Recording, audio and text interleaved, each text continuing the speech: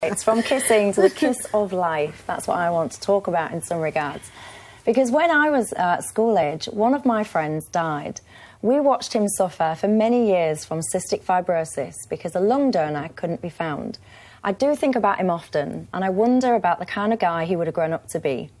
But every day across the UK, around 3 people who could have benefited from a transplant die because there are not enough organ donors.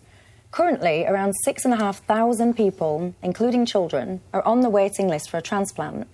And for years, we've had an opt-in donor system where we would proactively register our willingness to share our organs when we die.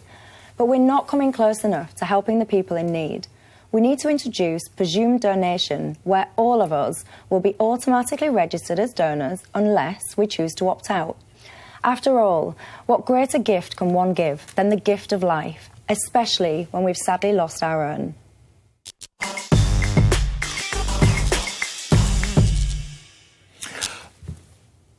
The problem, and in principle you're right, but the problem is, where does the individual's freedom start and where does the society's freedom start? And where can the individual not say, actually, I don't want this? And you're saying, yeah, they could say that, but if they've not said anything at all, they can have, their organs can be used. Yes. Exactly you'd have to be very clear, it seems to me, if that's true, you'd have to be very clear that this would lead, because it is a loss of freedom for the individual, but you'd have to be very clear that this would lead to more organs being available. And there was I don't know if you've read this, there was the Organ Donation Task Force about 10 years ago came out with a report on this, which said the evidence wasn't clear that this would actually lead to more organs being available. And that actually what it might lead to is more organs being available to people from people who've died, but actually fewer people will give organs during their lifetime. Now, I've got 2 very close friends who've both had organ transplants. One from someone who died and one from a member of the family. In both, I mean, it's pretty serious stuff, this.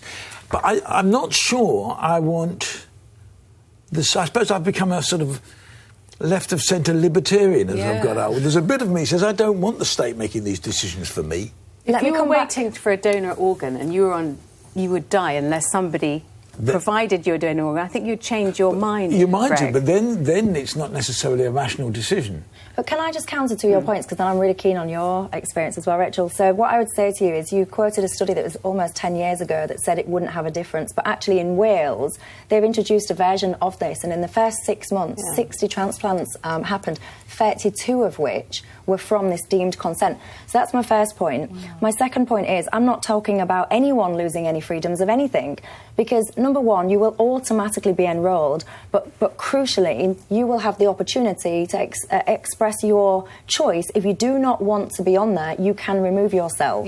And also, the family would have to give the final consent before it happens. But you've still got a position where if I say nothing, my organs can then be used. Yes, that's what I want. That is a change in the position, and you'd have to be very clear that would have a dramatic effect. Now, I hope so. This commission, actually, to be fair to them, said, look, at some stage you should come back and look at this again and look at the evidence again. They didn't think there was the evidence then, but maybe there is the evidence. But I as I say, as a libertarian, I don't want states deciding those things for me. I'd rather decide them myself. This is going to be quite a rare pledge moment, because I'm only going to make one contribution because I feel this so keenly. Are doctors always making the decisions for what they seem to be the right reasons? Yes, of course they are. Do they get it wrong? Yes, they do. On May the 11th, 1968, my late brother, Simon, was 17 when he was on his way back from seeing a play for school studies. He was, there's a picture of him up now, he was a rear seat passenger and he was catapulted headfirst into a lamppost in Camberwell. He was unconscious from May the 11th till August the 31st. On arrival at the hospital, the doctor said to my mum and dad, your son is dead, we need his organs. I can't tell you how my mother reacted. Apparently I wasn't there, I subsequently heard. Then, and there's some rather nasty language here, they said to my parents, well, he'll have no quality of life, he'll be a vegetable. They used to use those expressions in the late 60s. He'll be disabled, he'll spend a whole life in a wheelchair. My parents said, whatever it is, we're keeping him. He went on, he was unconscious, he went on to have 34 years of life, and he was a reporter on the Daily Mirror.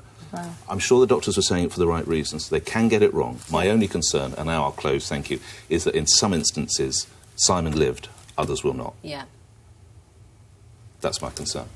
I understand. I think that's an awful situation. It doesn't change my view. I think that's awful for you and your family. But I still think I stand by that. Of course, there will be situations where we get it wrong. You've got to have safeguards. So first and foremost, you've got to allow people to opt out of this system. And secondly, you've got to allow the family to have that ultimate authorisation point. Yeah. And hopefully, if you've got those they would two actually things, have to be clinically dead, wouldn't they? Yeah, of course. Yeah, so yeah, of course. in your case, he wasn't, was he? He wasn't, but all the medical advice was... That he would be. He's dead, yeah, he's effectively dead, horrible. and he will have no quality of life. And fortunately, they found a brain surgeon, Mr McCabe, it's in the family history, who worked through the night and put my brother back together. Amazing. Bless him. My breaths are really taken away by that story. I Because tell it on the radio quite... That's why I respect people. And by the way, if I wanted a heart, of course I'd want someone... And I respect people who do it, but I will never be able to donate my... Because that is so, I was 9 at the time. That is so steeped into my upbringing. Because I didn't see my parents for months because they just lived at the hospital. But if they had taken a decision, I mean, push a bit further, if they had taken... If you were dead, and it was absolutely clear-cut, you would not want your... if I was dead, absolutely dead. Yeah. The problem is there's this thing called elective ventilation, where they say somebody's brainstem is dead, and then you're ventilated because the organs need a supply of blood and oxygen in order then to be good for somebody else. Oh. But I mean, my husband had a liver transplant and would have died without one, and I remember being so anxious about, there's 6,000 people were like him waiting for a donor organ, and 1,000 people a year die for want of donor organs. And we have completely different views on this. He's like Nick. He doesn't think that the human body is a sort of assembly of quick-fit parts and doctors should be able to take one and plug it in another.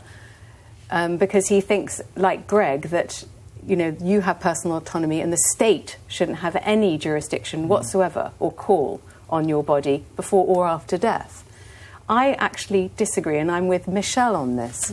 I'm keen on the presumed consent system, because if you really mind about what happens to your body after death, you opt out, Greg. You don't just let the whole thing slide and then leave it for your family to decide. And this is the big problem, which is that 4 out of 10 families say no, even when the person is on the donor register and they know their wishes. Because it's like your traumatic bedside scene, which is... it's the worst possible time to ask the bereaved family whether they can remove the loved one's organs when they want to grieve. And so it's the terrible system. You need to have it organised separately from the deathbed. 4 in 10 families are actually saying, no, you can't take these organs. And that's why it's so important, and it's very morbid, but it's so important to have these conversations about your wishes.